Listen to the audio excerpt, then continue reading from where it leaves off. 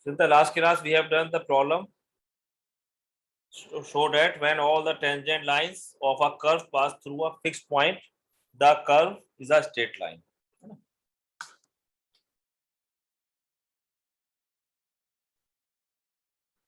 One more problem.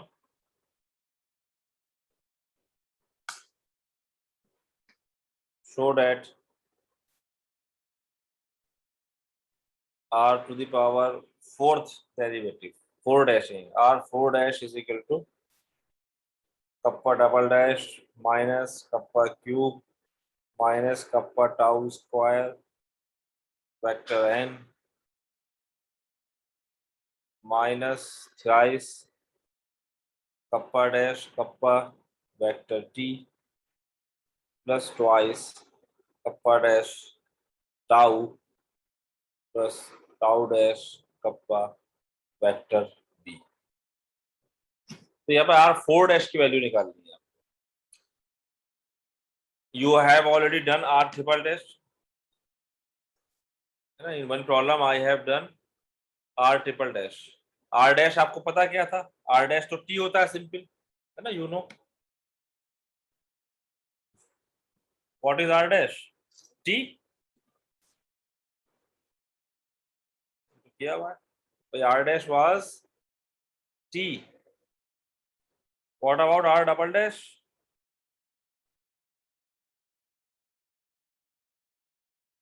r double dash कितना आया था? t dash. t dash t dash कितना होगा? kappa n कप्पा n, है ना?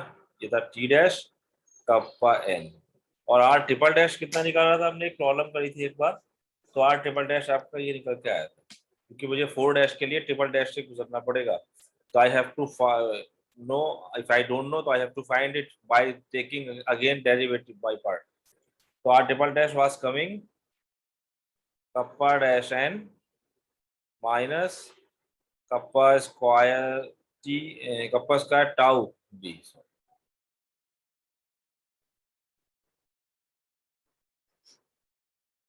Kappa square tau b.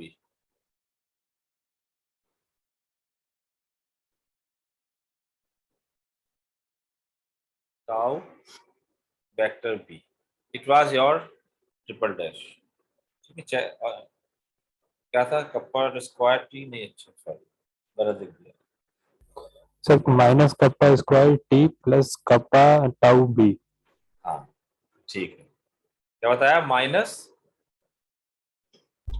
Kappa square T था, टी जो टी के साथ था. अच्छा टाउ बी के साथ सिर्फ कप्पा है. ओके. तो minus kappa dash, sorry kappa dash N minus kappa square T plus kappa tau B plus kappa tau B. ये था, यस ये आया था ना. तो बेसिकली अगर आप देखें कि और the dash they are the linear combination of T N and B. ये तो देखो आर डैश क्या है? टी है, मतलब 0n प्लस 0b हो गया. R double dash is kappa N plus 0t plus 0b. R triple dash is coming kappa dash N minus kappa square T kappa tau B. और R four dash क्या आ रहा है? Some vector in kappa T N minus this into T and this. तो all the r dash you can write as a linear combination of these finite trihedron components t n and b.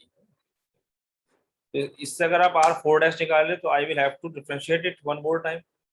So you can write r four dash, r vector four dash. So it means I have to apply the formula in all these three terms, and because all are the functions of s, so I have to take by part in every term. Every term I have to take by part. They are not constants. I have considered as a function. At a point they are constants, scalar, but in general all kappa tau they are the functions of s. So I am differentiating in general. So firstly I am applying formula here.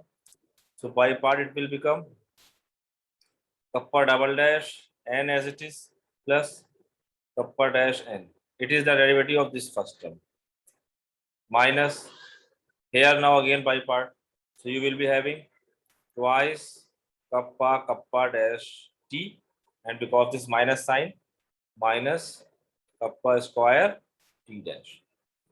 Now here it consists of 3 terms, so you can apply by taking 2 terms separate. Suppose I am taking these 2 b as it is, so it will become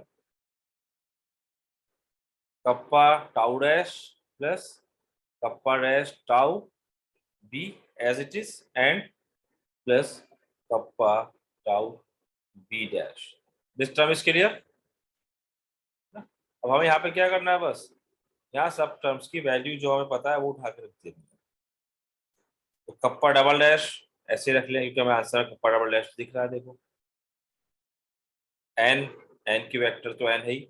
बस हमें क्या करना होगा, यहाँ पे जो T dash और B dash के टर्म्स आ रहे हैं, है ना, ये एन डैश के टर्म्स जो आ रहे हैं, एन डैश कहाँ आया था यहाँ पे, ये एन डैश था क्या? सर एन डैश आएगा सर यहाँ पर. हाँ, तो हमें बस सिर्फ ये करना है, अब एन डैश टी डैश और बी डैश की वैल्यू रख देनी है क्योंकि हमें आंसर में एन टी बी चाहिए. तो I will be putting the value of N dash T dash and B. बाकी टर्म्स को आई विल नॉट टच. तो फर्स्ट टर्म में एन डैश नहीं है तो it is as it is plus kappa dash as it is. N dash की value क्या होती है, एन डैश आप निकाल सकते हैं, आपका एन कितना था, माइनस एन की वैल्यू क्या होती है, माइनस टाउ बी, है ना. तो जब आप एन डैश करेंगे तो N dash will be tau B minus kappa T, ये आ जाएगा. ये एन डैश की क्या बोल रहे हैं भाई, आवाज नहीं आई समझ में. ये एन डैश की वैल्यू है, ठीक है, एन से आप निकाल सकते हैं.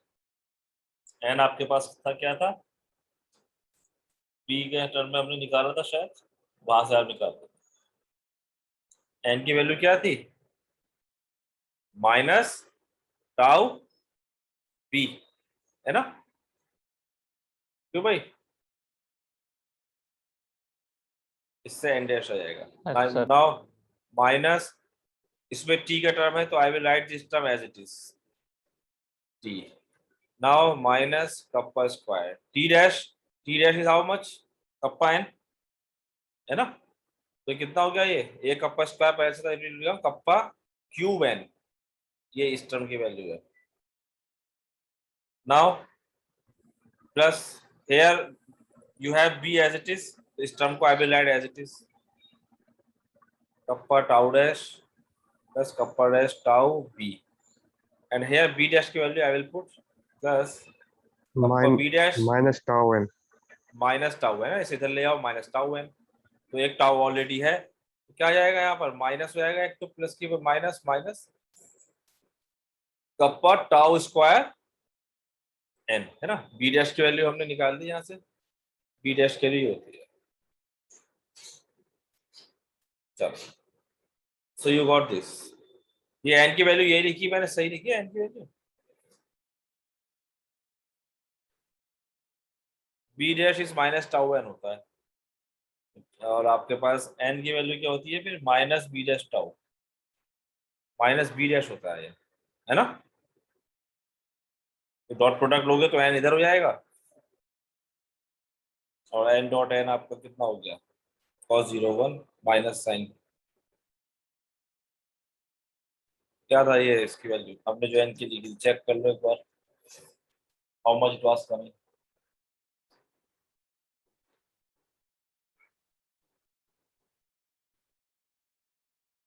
बताइए, चेक. बी ये था, तो इसमें अगर हमें एन निकालना होता है तो एन की वैल्यू क्या निकल आती है आपके पास, tau is minus B dash N होता है बेसिकली, है ना, ये होता है tau is minus B dash N. तो अगर मैं इसको बी डैश, अब ये वेक्टर्स हैं, इससे हम एन की वैल्यू कुछ लिख सकते हैं, कितना हो जाएगा N, N was is perpendicular, तो दिस विल बी,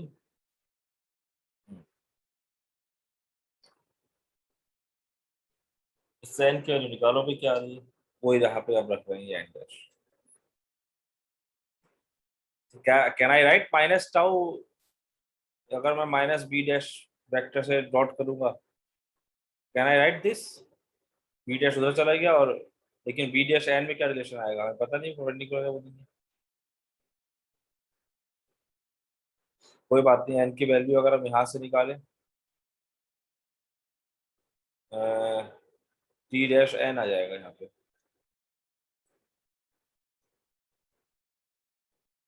एन की वैल्यू आपके पास क्या आती है, इससे ना निकाले तो दूसरे से निकाल सकते हैं। ये इस पे मुझे डाउट लग रहा है फॉर्मूले पे क्या है। एन हम कैलकुलेट कर सकते हैं, लेकिन क्योंकि एन आपका कितना होता है इसके टर्म में, T cross B cross T, cyclic में टी एन बी तो एन क्रॉस बी है ना, T N B, so N will be B cross T, ये होता है। इससे कपल टर्म्स में फॉर्मूला ड्राइव कर सकते हैं, निकल के आ जाएगा ये। So it will be your,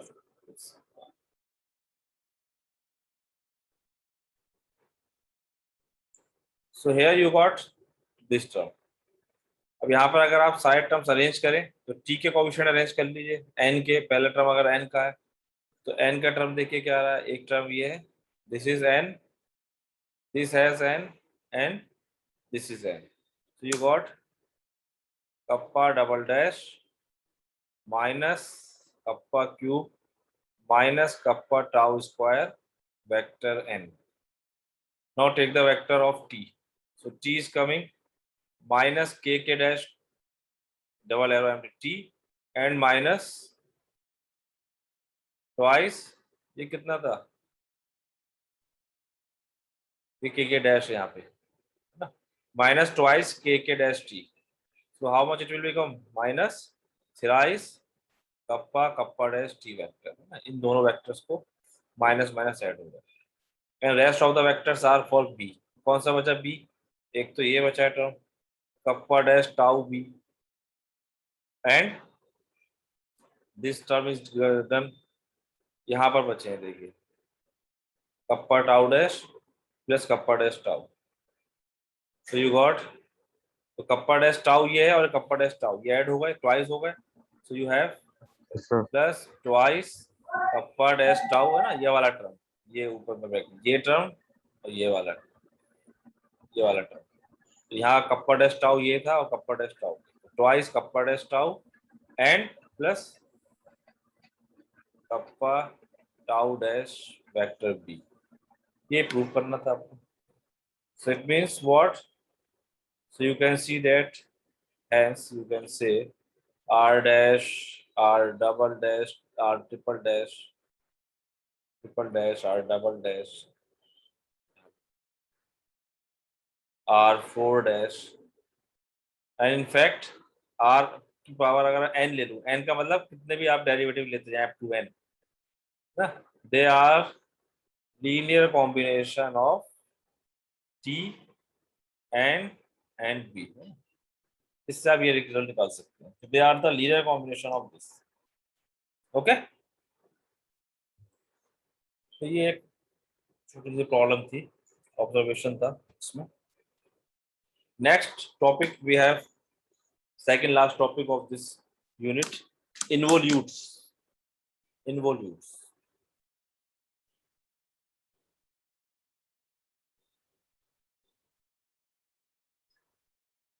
involutes.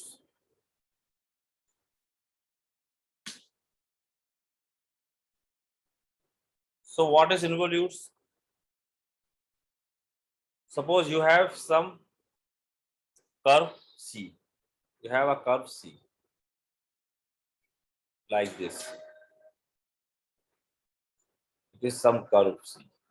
And you have another curve. If this curve is C, so it will be having tangent lines, different tangent lines. इसमें क्या होगा, टेंजेंट्स लाइन होगी इसकी भाई अलग इस तरीके से है ना, तो जो टेंजेंट्स लाइन है ये सारी, the tangents line, I can say the tangent lines will be generating a surface which is called tangent surface. इस कर्व के जितने भी टेंजेंट्स लाइंस हैं ये क्या कर रहे हैं इस तरीके से, अगर आप you will see here they are generating a surface, है ना, एक सरफेस बनाएंगे, इस सरफेस को I can say tangent surface, the tangent lines, the tangent lines to a curve C generate a surface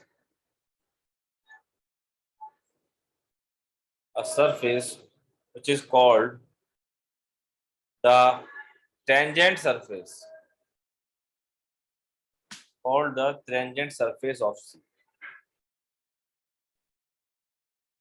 Okay, now you take another curve C here. I have another curve in the tangent surface. Suppose this is a curve C1 and it is in such a way that every tangent on this curve, it is perpendicular to the tangent of this curve. कैसे बनाया हमने इसमें कि ये जो आपके पास tangent surface में है ना, ये क्या है, it is orthogonal to this C. Orthogonal to C का मतलब क्या हुआ कि if you take the tangent lines at the point, है ना, अगर कोई कर्व C1 C के ऑर्थोगोनल, इट मींस कि जो C1 पर टेंजेंट लाइंस हैं they will be perpendicular to the tangent lines of C। ये तो हुआ। तो ये जो तो जो C1 कर्व बना which is orthogonal to C, or you can say which is perpendicular, whose tangent lines are perpendicular to the tangent lines of C, her tangent line के perpendicular, so this C1 is called the involute of C, ये जो orthogonal curve है। okay, so a curve C1 which lies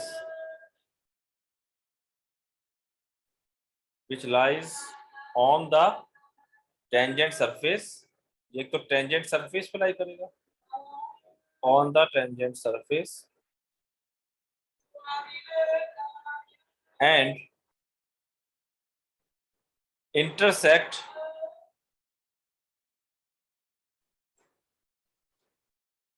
the tangent lines orthogonally। tangent lines किसकी, C की, intersects the tangent lines to C orthogonally। इसका मतलब ये है कि अगर कोई कर्व C1 C की टेंजेंट लाइंस को ऑर्थोगोनली इंटरसेक्ट कर रहा है, इसका मतलब क्या हुआ कि अगर यहाँ पर कोई टेंजेंट लाइन है आपकी, ये टेंजेंट लाइन में से ऐसे बढ़ा दूं तो ये जो टेंजेंट लाइन है और जो इसकी टेंजेंट लाइन होगी यहाँ, है ना, ये सपोज इसकी टेंजेंट लाइन है, ये आपस में क्या होंगी, दे विल बी परपेंडिकुलर, है ना, ये होगा। ऐसे आप आगे इसको इंक्रीज कर दें आगे इस कर्व पे, तो यहाँ पर एक लाइन आप लेंगे वो इसके perpendicular. Similarly we are increasing this, तो यहाँ पर जो लाइन है it will be orthogonal to this in this way. तो all the tangent lines of C1 are perpendicular to the tangent lines of C respectively. इस tangent line के orthogonal एक यही टेंजेंट लाइन होगी, इससे ज्यादा कोई होंगी, है ना। दूसरी जब आप टेंजेंट ड्रॉ करेंगे इस पॉइंट पे तो उसके लिए कोई और लाइन मिल जाएगी। तो यहाँ पर this C1 is orthogonal curve to C। So a curve C1 which lies on the tangent surface and intersect the tangent lines to C orthogonally is called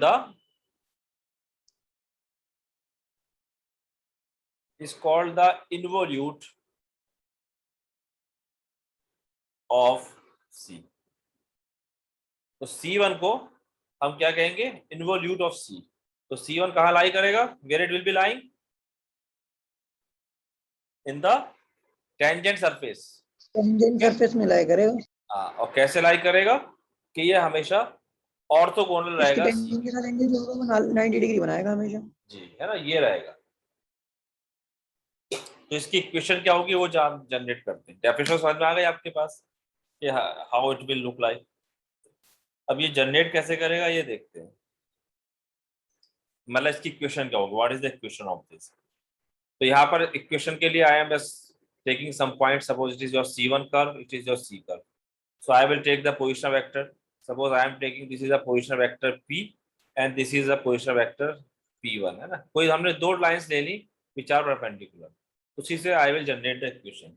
And here suppose I am considering some coordinate frame which is the origin, because I want to write its position vectors. तो आपको कोई origin choose करना पड़ेगा, है ना? तो suppose ये जो OP vector है इसको हमने कह दिया ये R है, और OP1 vector को this is OP1, suppose it is R1, है ना? क्योंकि C1 कर्व पे है. You are getting my point? I am just writing the position vectors. So OP will be some R of T या R of S, and OP1 will be what? R1 of, इसका अगर parameter आप lambda ले लें तो R1 of lambda, इस तरीके से तो आएगा जो हम RT लिखते हैं. And this is what, this I have taking the tangent. ये tangent इस कर्व का tangent है ना? It is what? It is tangent T of this curve. And here I am taking the tangent of this C1. तो जो C1 की tangent line की draw करी है, इसे मैं रेड कलर से कर दूं अगर, it is the tangent line of this, यही लाइन जो थी, इसको सपोज हम कहते हैं क्या है ये T1, it is T1 vector. Okay, so it is the tangent vector of curve C. तो tangent vector को you denote by T. T1 is the tangent vector of this curve C1. So it is noted by T1. So T1 will be what? T1 क्या होगा? D of R1 upon DS. DS है ना, अगर S parameter लिया है, ये तो होगा भाई, क्योंकि कर्व आपका R1 है यहाँ पे, इसको I am representing by R1. तो T1 टेंजेंट क्या होता है आपका? dr over ds होता है T dash, sorry R dash is T. So here it will be dr1 over ds, and here T is your dr over ds. So now I want to find its equation. Is it clear?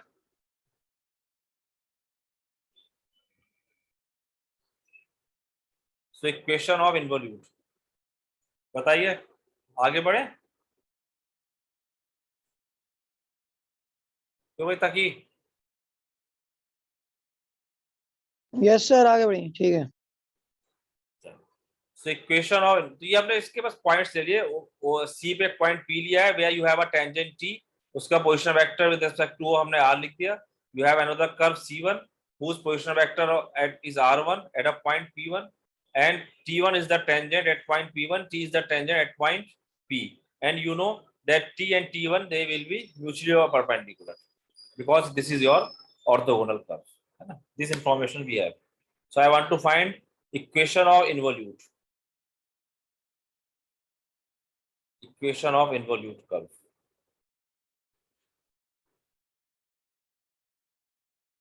Equation of involute. So here from above we know, so it follows from the definition that the tangent to the curve C at a point P is orthogonal to the tangent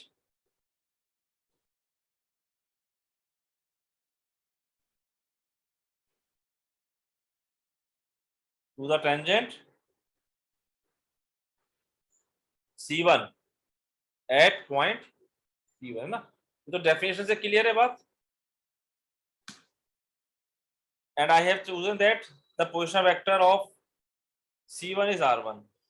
तो R1 को क्या लिख सकता हूँ? अब मुझे C1 की equation लिखनी है, ध्यान रखना, इन्वोल्यूट की. So what I can write, if R1 is the position vector of any point P1, then what I can write, R1 can be written as, R1 को हम क्या लिख सकते हैं? देखो यहाँ से भी आप देखें, R1 is what?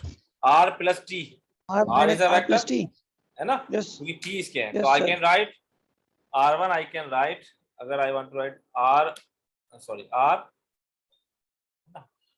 RS I am taking parameter generalized natural parameter RS plus lambda STS.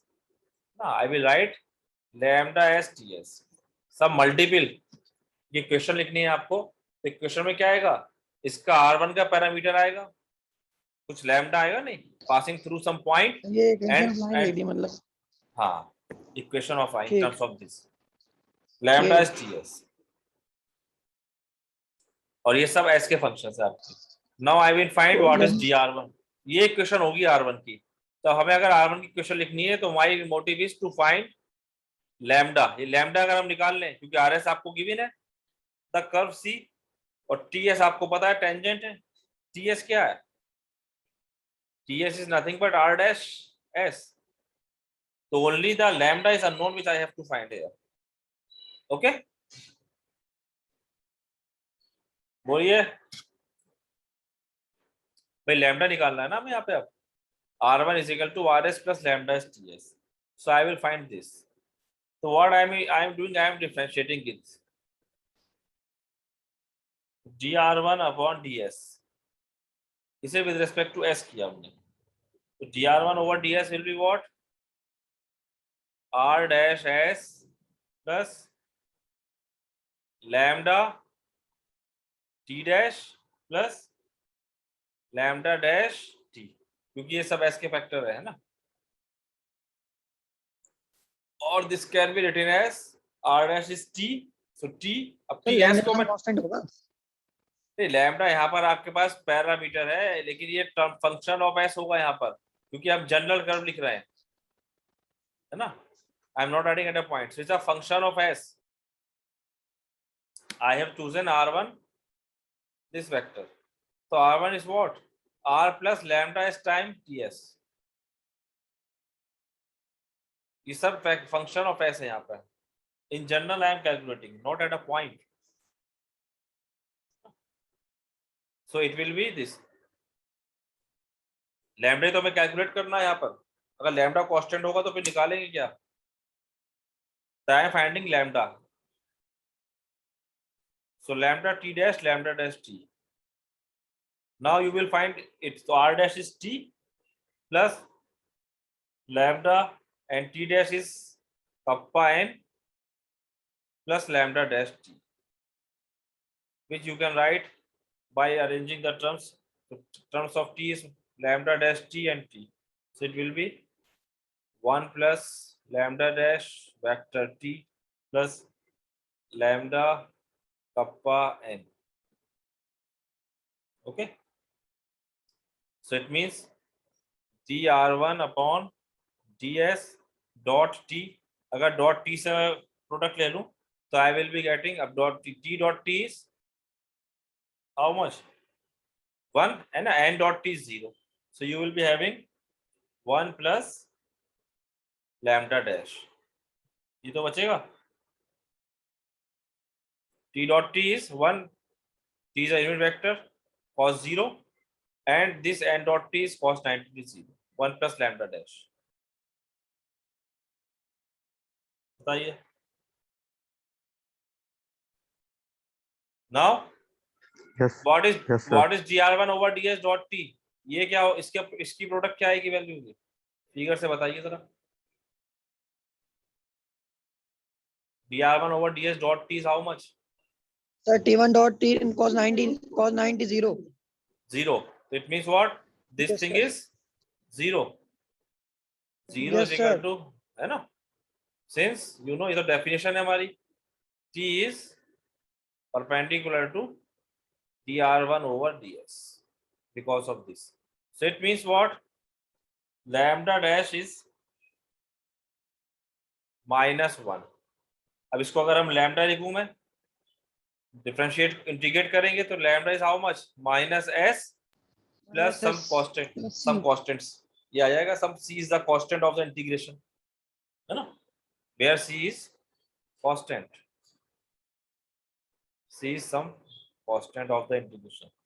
So it means what? lambda की वैल्यू निकल आई आपके पास -s plus c.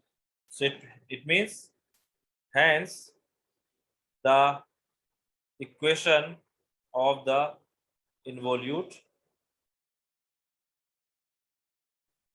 is R1 is equal to R, the question ये थी यहाँ पे lambda unknown तक का ये थी अननोन है ना, lambda s is how much, c minus s, you can say c minus s of t. So it is the equation of involute. This is equation number, I can put 1, where c is any arbitrary constant. So it means what? You can see here, okay, if I will take the, so c minus s is what?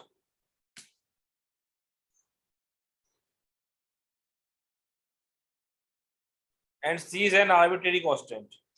तो अगर इसका मैं mod ले लूं, here देखो, here if I am taking mod of r1 minus r, r1 minus r is this. So what is mod of r1 minus r? इसकी value क्या आएगी?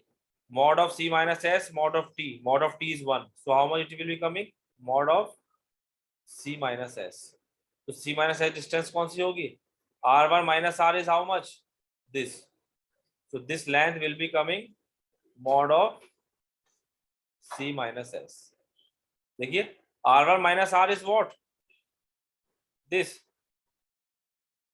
है ना, by the law of parallelogram r1 minus r is equal to c minus, तो इसका अगर हम mod लेंगे तो कितना जाएगा? Mod of c minus s आ रहा है ये यहाँ से by this formula, t mod of t is 1, t is a unit vector, so this length will be mod of c minus s.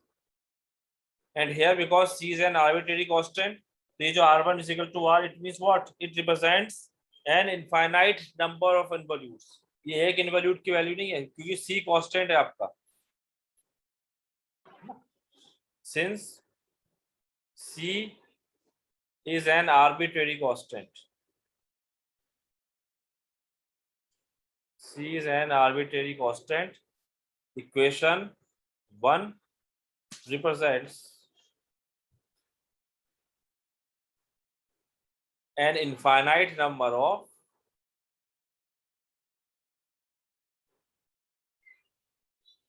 involutes. Okay, of c, of curve c. ये small c है, it is small c, constant है ये, इसे चाहे तो short, अब c लिख लो जो लिख दिया तो. ये बताइए यहाँ तक क्लियर है बात ये, है ना? So it is a family of involutes to the curve c.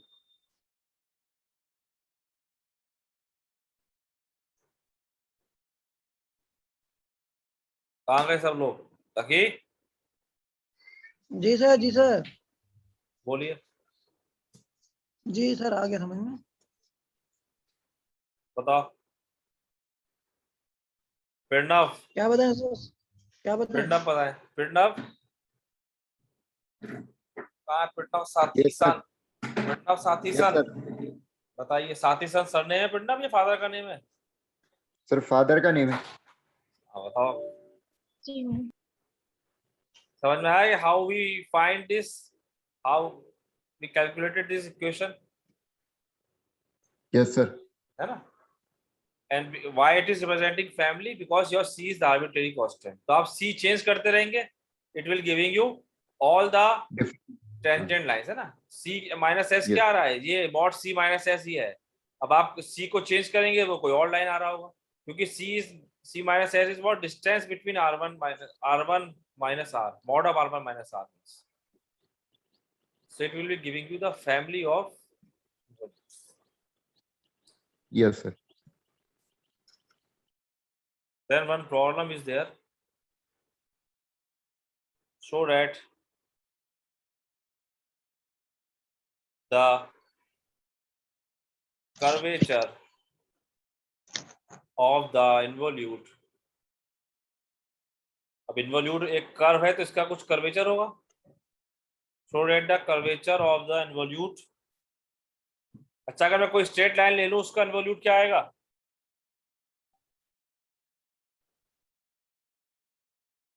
बताइए. यस सर, ये भी स्ट्रेट लाइन को रिप्रेजेंट करेगा. कैसी स्ट्रेट लाइन आएगी?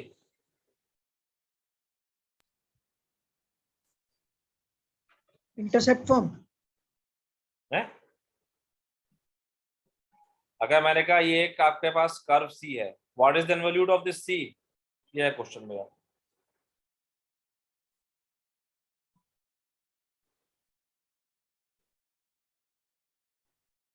बोलिए अभी क्या डेफिनेशन बताया इन्वॉल्यूट की? If C is the curve, what is the involute of C where C is a straight line? बताओ यार 90 है